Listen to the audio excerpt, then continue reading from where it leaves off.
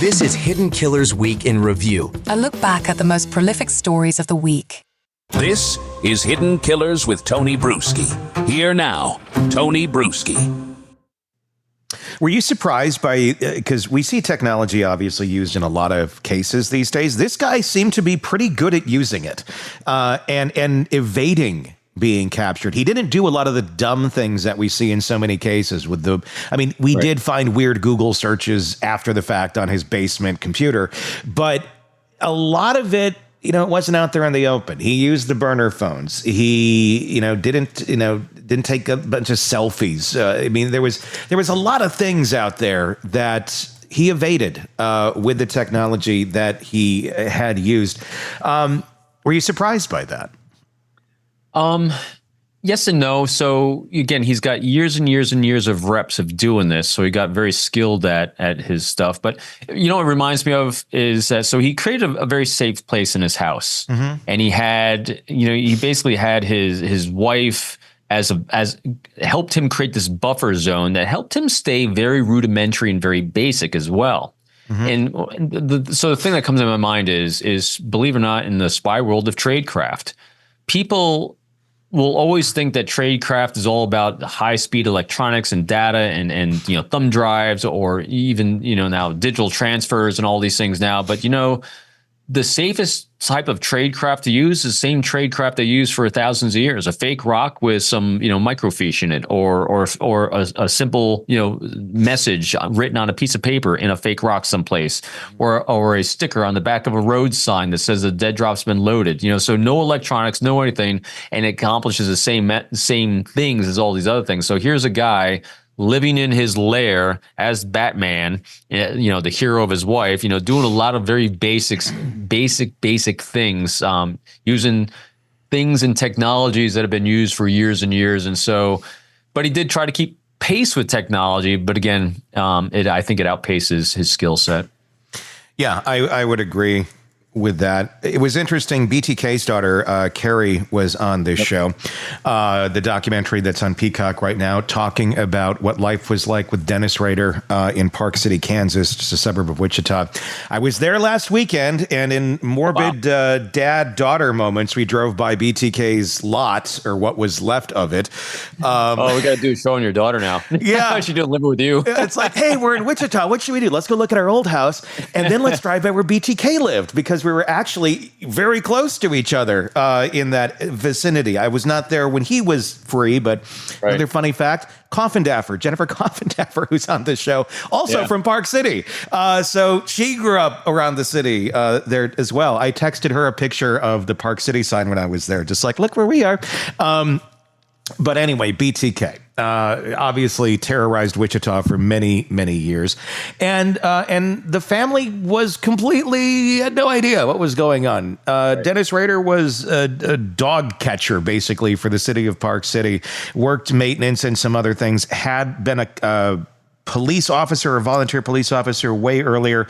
But again, evaded capture for all of those years. What kind of patterns do you see here that Rex employed, similar to what BTK did, to live the family man life? Nobody is the wiser for all of those years. Between the two stalking, very vicious, seemingly without conscience individuals. So on the side of being serial killers and the psychopathy that goes behind that, and the reasons why they do it, it looks very similar, very identical. I mean, the reason why they do these things for the fantasization and all that seems exactly the same. Well, very similar anyway. What was interesting was BTK, he had things he did to quell that urge in him in between times, so he could live that normal life. And what I'm seeing Huerman do is something very similar in the fact that he had a professional life that he's maintained the show of. But what he did was, in the in-between time, he's able to shuffle his family out. And also, we'll see when it goes to trial. They got the investigative reporter and the independent who's that lawyer that's working on behalf of some of the victims. He keeps coming out with some of his background. Yeah. Yeah, I can't remember. He wears his name the right hat. Yeah. But he keeps coming out with these interesting potential sex parties, wife swapping. I mean, there's a lot of weirdness that I think is going to come out in the trial. And so I think that Heuermann was doing a lot of, say, regular abnormal things, maybe with prostitutes and things like that, that kind of kept him satiated in between the serial killing. And I just think BTK was doing something a little healthier. But again, that same kind of brain rush he needed to kind of give himself. I'm trying to search for the words, to keep him satiated in between the killings, because they both had to do something. Otherwise, they're going to be discovered. So they had to space them out. And so they're both doing different things to space out their need to kill. Yeah. John Ray, by the way, is John Ray. That's it. John Ray. John Ray, the guy with the hat. And and we've had him on the show before, too, talking about, the things that he's brought to light. There's some craziness in there, isn't there? Oh, my God. He's an interesting dude. I mean, what kind of... I believe there's a lot of good things he has brought to light in this case.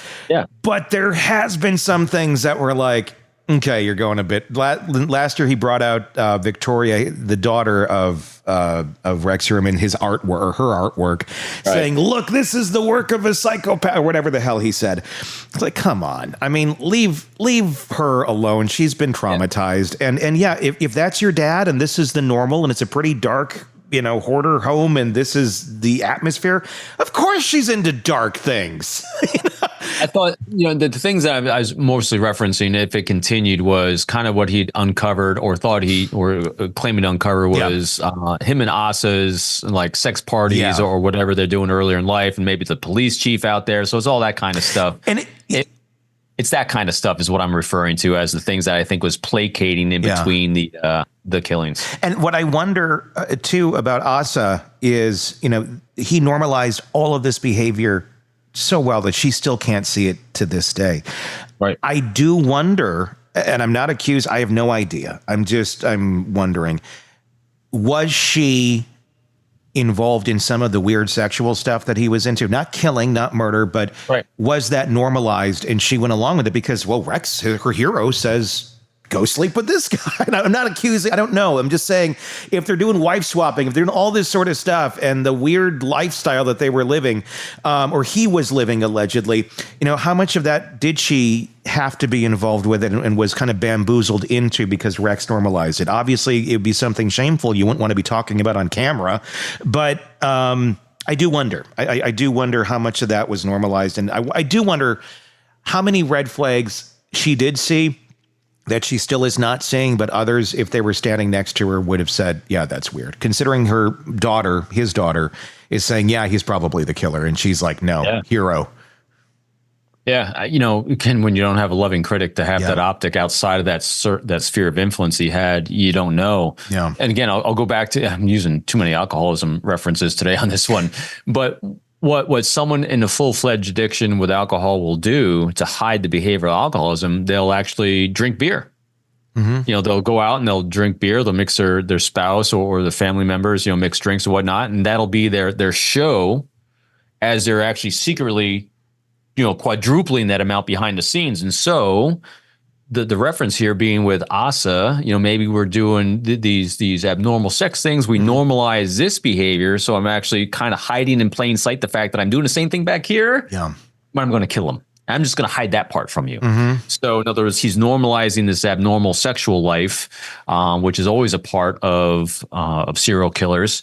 And he's normalizing that in front of his wife, who thinks of him as a hero, who's actually, providing a lot of cover for him, so that so he can actually do the same, but more behind the scenes that she's unaware of.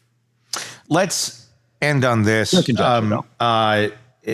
the audience out there that may be listening and may be going and saying, there's some weird stuff going on with my spouse. Now, the likelihood that you have a Rex Heuermann with you is very low. So don't expect, because you're seeing some similarities here, that you have someone that's killing sex workers and decapitating them in the woods.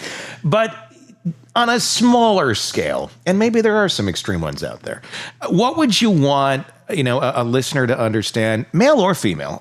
Typically in this sort of a case, it was, what it was. But understanding and recognizing potentially dangerous signs in a relationship, the ones that Asa was unaware of, did not even see, for them to look out for to maybe raise a little awareness, get those spidey senses up and going, yes, you are my hero, but this is kind of weird. The easiest one that people will start rationalizing is a lack of transparency in an aspect of their lives. When we first meet someone and, all our endorphins and dopamine is flaring up and we're feeling great and we're totally getting engrossed in their lives and our lives are overlapping like this. And we have a lot of transparency about what we're doing and when we're texting or calling or seeing each other throughout the day and throughout the week. And then when you're not and you're saying, how did your week go? Typically people will fill in the gaps and nooks and crannies of what happened when we weren't together, when we weren't communicating. So there's a lot of openness in that communication. That's a sign of a good, healthy relationship. And that when you're displaying mutual curiosity for each other and reciprocated on both ends. And then that should then continue as a relationship develops. You keep finding out what's going on in each other's lives, about people in their lives. And so it's enriching, and you're feeling fulfilled and it makes you feel good. But all of a sudden, if you start having some gaps in time that and you have a lack of transparency, or there seems to be avoidance of wanting to get in the granular details of things. Now, granted, there might be reasons for this. Like I worked in the world of counterintelligence. There's a lot of things I can't share with my wife because of secrets and classifications and things like that. But I'm very open about the gaps of time, what's going on. I'm going to be doing this operation here. It's going to start here. It's going to end here. I can't tell you who's necessarily involved. But in other words, I'm being as transparent as possible, then sharing about rules, process, procedures, regulations. So again, I'm offering transparency about all of these things. Very congruent with who I am. The tempo's not changing. My nonverbals aren't changing between what I'm saying and what the emotions I'm feeling towards you, towards my family, towards everything. But if you start having a lack of transparency and deviations from our behaviors with individuals, those are what people call red flags. Pay attention, explore those red flags. And if someone's not willing to be transparent with when you feel a red flag is going up and they say, well, you're just being paranoid. Well, now they're putting it on you. They're victim blaming you.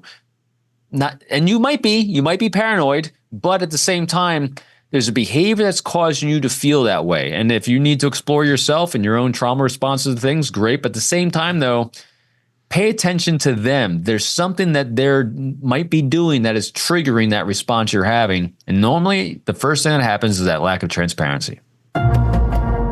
Craving non-stop true crime updates? Press subscribe now and get the latest cases, analysis, and expert commentary delivered straight to your feed. Only from the Hidden Killers podcast and True Crime Today.